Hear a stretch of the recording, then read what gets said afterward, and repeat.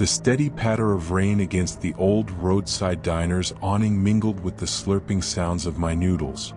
It was nearing midnight, and outside, the inky blackness swallowed everything whole.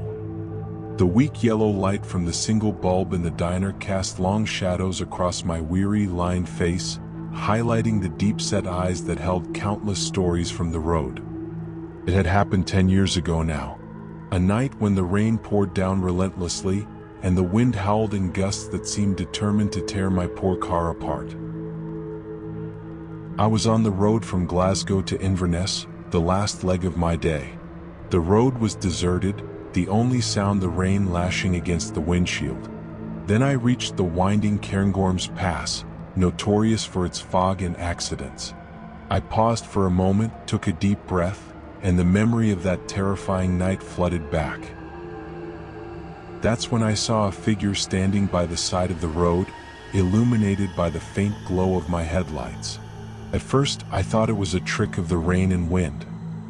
But as I got closer, I could clearly see a man, tall and large, wearing a black raincoat with the hood pulled up.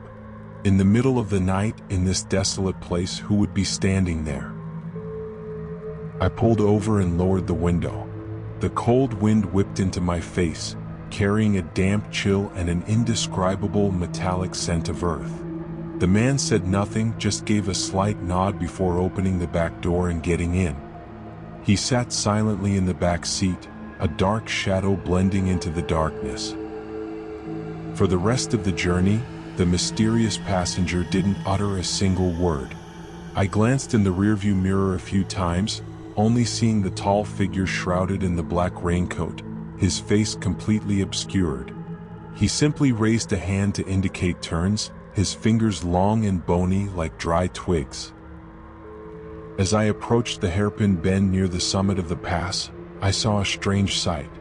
A procession of vehicles was coming towards me, moving very slowly, very slowly. Leading the way was a gleaming black hearse, followed by a line of cars crawling along, their headlights weak in the downpour. What was eerie was that everyone in the cars and the people walking behind were dressed in black, their heads bowed as if consumed by profound grief. They were murmuring prayers in a language I had never heard before, the low, steady sound like the whistling of wind through a chimney. A shiver ran down my spine. The atmosphere of mourning was palpable, hanging heavy over that stretch of road. I tried to look at their faces, but they were all bowed, not a single one looking up. Just as my van passed the hearse, a thought flashed through my mind. I quickly glanced into the rearview mirror. And then, my heart stopped. I saw my passenger. He was the one lying in the coffin on top of the hearse. In that brief moment, illuminated by the headlights reflecting back from the funeral procession, I clearly saw the pale, lifeless face of the man in the black raincoat. It was the same cold, emotionless face I had just given a ride to. I immediately whipped around to look at the back seat. The seat was empty. All that remained was an old, crumpled newspaper lying on the floor. My hands trembling, I picked up the newspaper. The front page was yellowed, the text faded but still legible. Horrific accident on Cairngorms Pass, 3 fatalities. The date on the newspaper matched this very day, a year prior. A car had plunged off the cliff, and one of the victims was the man I had just given a ride to. I don't remember how I managed to drive to Inverness. All I remember is the bone-chilling cold and the icy gaze of that ghostly figure haunting me. Tonight, the rain outside continues its relentless drumming. The yellow light in the diner seems even dimmer. The smell of my noodles even seems to have taken on a metallic tang. I still sit here, remembering that fateful night on the cold mountain pass, where the line between the living and the dead felt thinner than ever. The cold eyes of that strange passenger from that year. I will never forget them.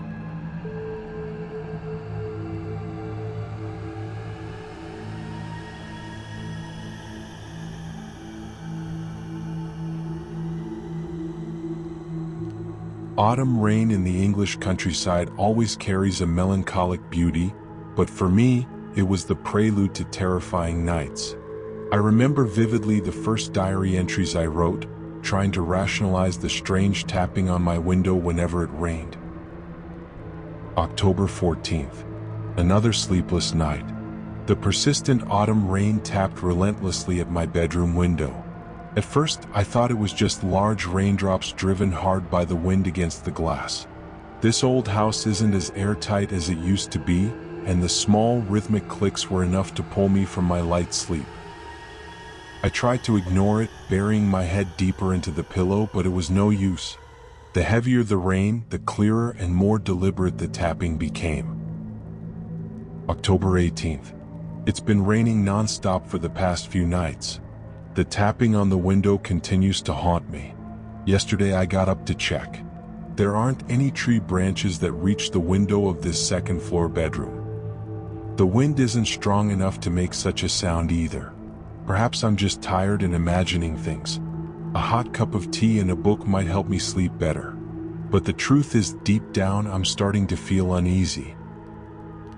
October 25th. I'm no longer sure about what I'm hearing. The tapping on the window isn't just a random noise anymore. It has a rhythm, as if someone is trying to get my attention. I have the feeling that someone is watching me. Every time I wake up in the middle of the night, I get a chilling sensation, as if an invisible pair of eyes is following my every move in the darkness. Then that fateful night arrived. November 3rd. Last night I saw it. The rain was still falling heavily, large drops lashing against the glass.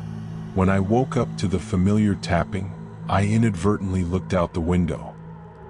In the brief flash of lightning, I saw a dark figure standing silently outside. It was tall, completely still, like a bare tree in the dead of winter. The dark figure didn't move, just stood there, facing my bedroom window. My heart hammered in my chest. When the lightning faded, the dark figure vanished, blending into the night and the rain. I thought I was seeing things, but a cold feeling still lingered throughout my body. The following nights were a blur of fear. November 10th. I've tried to reassure myself that it was just my imagination, that I'm just stressed from work. But every rainy night, that dark figure reappears. This time I saw it more clearly. It wasn't a tree or any other familiar object. It had the shape of a person, but completely black with no discernible features. It stood there just a few feet from my window, and I could feel a coldness, an unseen hostility emanating from it. Sometimes I have the feeling that it's looking right through the wall, straight at me. The fear reached its peak on a night of torrential rain. November 15th. I can't take it anymore. Last night, the rain poured down. The dark figure reappeared, standing motionless outside the window. I mustered all my courage and quietly walked to the window. My heart pounded as I slowly unlatched it.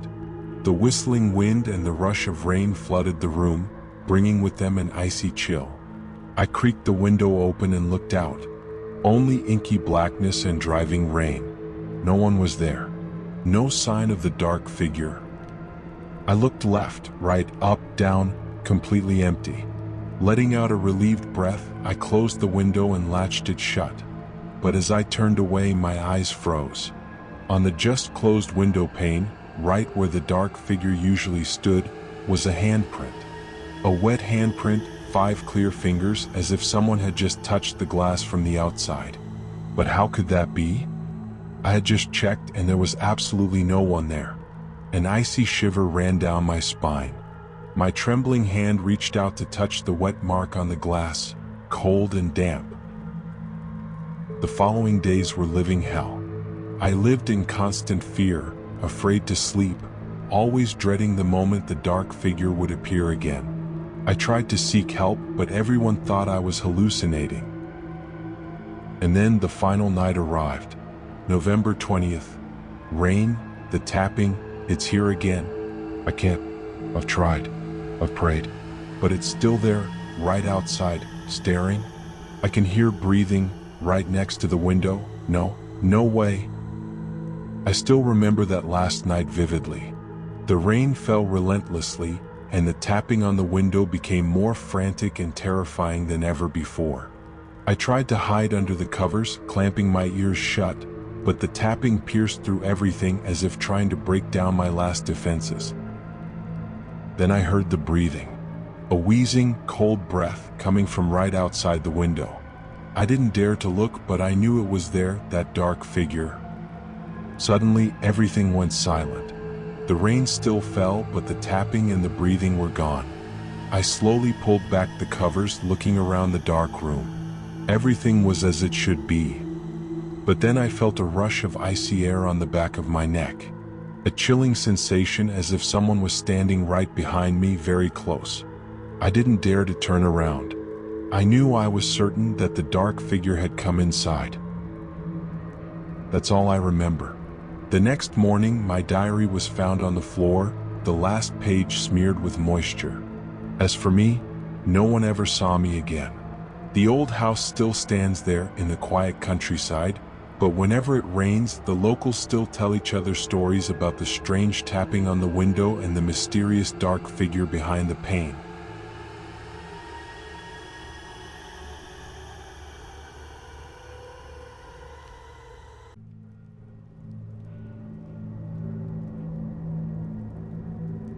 That night, the rain descended upon the small town of Interlaken as if the very heavens were weeping. I, an architect from Zurich en route to a project in the mountains, was forced to halt my journey due to a landslide blocking the mountain pass. This tiny town seemed to have fallen asleep in the embrace of the Alps, and the only option for a stranded traveler like myself was an old inn named Zur Alten Glock, the Old Bell. The innkeeper, a middle-aged woman with a careworn face and sorrowful eyes, seemed surprised to see a guest at this hour. When I requested a room, she hesitated for a moment before slowly handing me the key to room number 14. Her voice was soft, almost a whisper. "That room isn't often occupied." I didn't pay much attention to the oddity in her tone, simply assuming the room was perhaps unpopular. Ascending the creaky wooden staircase, I noticed the musty scent mingled with a faint aroma of aged wood. Room 14 was at the end of the hallway, a small chamber furnished with a single bed and an old wardrobe. What drew my attention most was a large mirror positioned directly opposite the bed. Its surface was slightly clouded, likely from time and dampness. The rain continued unabated, its drumming on the tiled roof and the gurgling as it flowed down the gutters creating a melancholic soundtrack. I sat on the bed, feeling the weariness of a long day settle upon me. The weak yellow light from the bedside lamp cast flickering shadows on the room's contents, creating an interplay of light and darkness. That night, sleep eluded me. The sound of the rain and the unfamiliarity of the room kept me tossing and turning. Several times I awoke, my gaze inadvertently falling upon the mirror. In the dim light, I seemed to see a faint shadow lurking behind me in the reflection. Each time I would start and whirl around only to find the wall bare behind me. I told myself it was merely an illusion, a trick of the light and my own fatigue. In the nights that followed, this phenomenon repeated itself. Whenever it rained and I looked into the mirror, the faint shadow would reappear. It wasn't distinct, just a pale, dark smudge, but enough to make me feel uneasy. I began to notice small details. The shadow always stood silently, unmoving, yet its position seemed to shift slightly each night. One night, curiosity and fear finally won out. The rain was still pattering outside. I decided to use my phone to record the reflection in the mirror. I placed the phone on the bedside table, pointed the lens towards the mirror, and then lay down, pretending to sleep. The next morning, upon waking, the first thing I did was review the video. My heart pounded as I watched the screen. In the video, I clearly saw my reflection lying on the bed. And just as I had seen before, there was a faint shadow standing behind me in the mirror. But what truly chilled me to the bone was that, throughout the recording, the shadow didn't remain still. Slowly, very slowly, it moved closer to my reflection. By the end of the video, the dark shape was almost touching my back in the mirror. My face went pale and I scrambled out of bed to look into the mirror. Only the reflection of the empty room greeted me. But a cold, terrifying sensation still gripped me. I couldn't explain what I had just witnessed. The following morning, when I went downstairs to check out, the innkeeper looked at me with a searching gaze. I said nothing about what had happened in room 14. I just wanted to leave this strange town as quickly as possible. A few days later, I received an email from a friend, a local history researcher I had met during this work trip. He wrote that he had looked into the history of the Zur Alten Glock Inn. He had discovered that room 14 had been closed for many years following a tragic incident. A guest staying in that room had mysteriously vanished during a stormy night. The cleaning staff at the time had found the room empty, but on the large mirror, there was a waterlogged handprint, as if someone had tried to hold on before being pulled inside.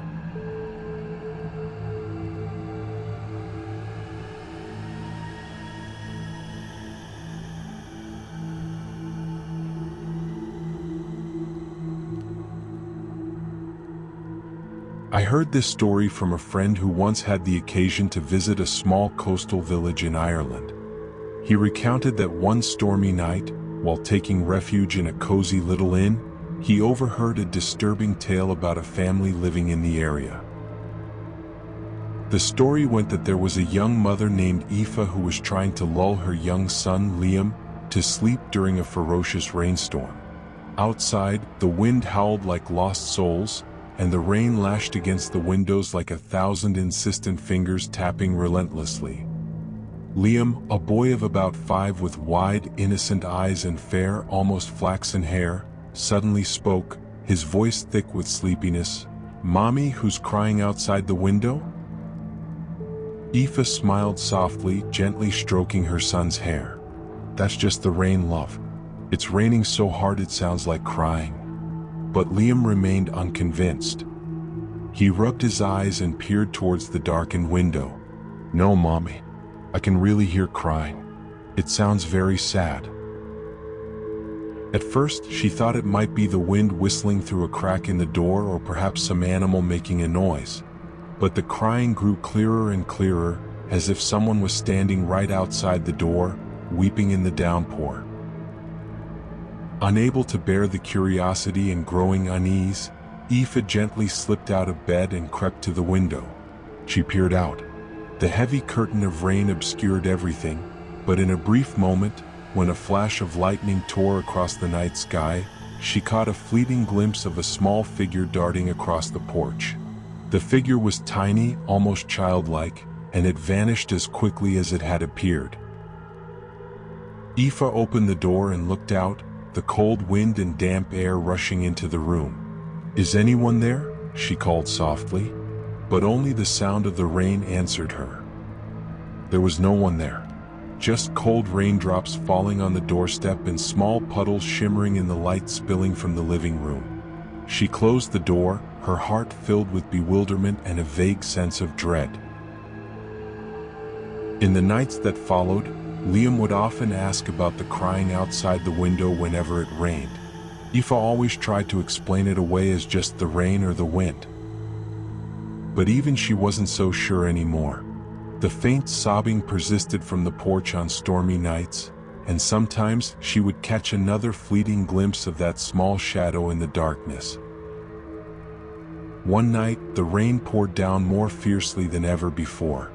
Aoife was in a light sleep when she was jolted awake by a sob. The cry was very close, as if it were right beside her ear. Her heart pounded in her chest, and she quickly turned to look at her son, who was sleeping soundly beside her. The faint moonlight filtering through the window was enough for her to clearly see Liam's peaceful face. But then she looked down at her son's shoulder. A hand. A pale, cold hand with long, slender fingers resting gently on Liam's small shoulder. The hand was not hers, and it certainly wasn't Liam's. It was so white it seemed to glow in the dim light, creating a horrifying contrast against her son's rosy skin.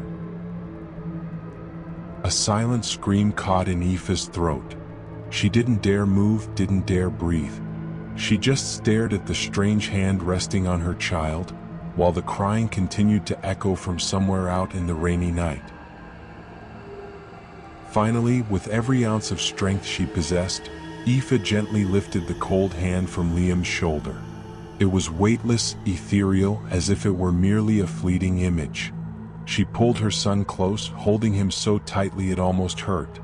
Liam stirred slightly in his sleep but didn't wake. Outside, the rain continued its relentless assault. The wind still howled, and the crying went on into the darkness, mournful and persistent, like an unending lament. Aoife held her son tight, trying to ward off the fear that was gnawing at her heart. She didn't know who was crying out there, or whose cold hand had touched her child. But she knew with chilling certainty that tonight they had come very close, and that cry, she had a terrible feeling, would haunt her forever.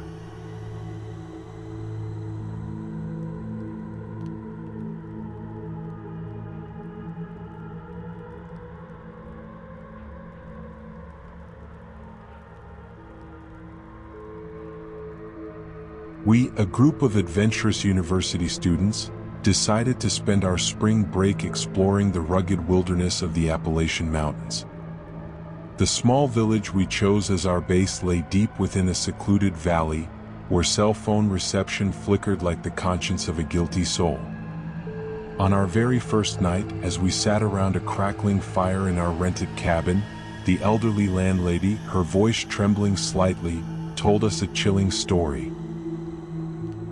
"In these parts," she said, her cloudy eyes fixed on the flames, "there's a swift-flowing river. On stormy nights, folks sometimes see a small ferry appear, and on it is a peculiar ferryman. He wears a tattered oilskin coat, and his face is always bowed low. Anyone foolish enough to step onto his boat vanishes forever." Initially, we just laughed it off, attributing it to local superstitions. But the more she spoke, the more serious her tone became, and in her eyes, we saw a genuine fear. She recounted that, many years ago, young people as curious as ourselves had disappeared without a trace after encountering the ferryman on a rainy night. "Don't you be foolish enough to go near the riverbank on nights like that," the old woman warned, her voice hoarse. "That ferryman is no ordinary man." The old woman's warning, far from scaring us, only piqued our curiosity and fueled our youthful recklessness. We, ever confident in our scientific understanding and rationality, decided to put our courage to the test. On our third night in that remote countryside, the rain began to fall. It poured down relentlessly, the wind howled in gusts through the ancient trees, carrying a damp chill and the distinct scent of decaying leaves characteristic of the mountains. We, for close friends, silently donned our raincoats, grabbed our flashlights, and stealthily left the cabin. The path to the riverbank was pitch black, illuminated only by the weak beam of my flashlight. The torrential rain drowned out all other sounds, creating an eerily silent atmosphere. When we reached the riverbank, we were met with a strange sight. The normally placid river had become a raging torrent, churning with white foam. Through the thick curtain of rain, we saw a small ferry drifting near the shore. The boat was old and rickety, made of dark wood that looked as though it had rotted with time. And on that ferry we saw a man. He wore a torn, waterlogged oilskin coat that completely covered his head. His face was entirely obscured by shadows, and we could only see his thin hands slowly maneuvering the oars. A silence fell over us, broken only by the sound of the rain and the gentle creaking of the oars against the water. Then the man's deep, raspy voice cut through the stillness. "Do any of you wish to cross the river?" His voice sounded hoarse and cold, sending a shiver down my spine. My three friends stood frozen like statues, none of them daring to speak. But Jake, the most notoriously curious and reckless member of our group, spoke up, "Yes, we want to cross." The man said nothing more, only giving a slight nod. Jake, without hesitation, stepped onto the ferry. As soon as his foot touched the wooden planks, the boat rocked gently. I and my two remaining friends stood on the bank, watching Jake with an indescribable sense of unease. The ferry slowly pulled away from the shore, heading towards the raging current in the middle of the river. The rain grew even heavier, our visibility diminishing. We strained our eyes to follow the boat, but then a terrifying thing happened. Just as the ferry reached the center of the river, it began to fade into the downpour. At first, we thought it was just an illusion caused by the rain and darkness. But then, the boat vanished completely as if it had never been there. In the instant the boat disappeared, we heard a laugh. A horrifying, shrill laugh echoed through the rainy night, tearing through the stillness. It wasn't a human laugh. It had a cold, unearthly quality that made the blood in my veins run cold. We stood frozen on the riverbank, unable to believe what we had just witnessed. We called out Jake's name, but only the sound of the rain answered us.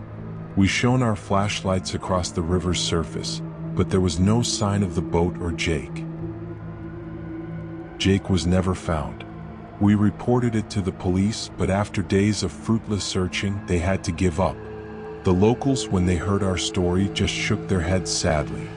They said that every year on a rainy night, the ghost of the ferryman reappears on this river, seeking more curious souls to take away forever. That night, I witnessed the truth of the legend with my own eyes. I heard the terrifying laugh of the ferryman in the rain. And I know I will never forget the image of that small boat disappearing into the downpour, taking my friend with it into a mysterious and terrifying world. Since that night, whenever it rains, I remember Jake and the mysterious ferryman, and an indescribable coldness spreads throughout my body.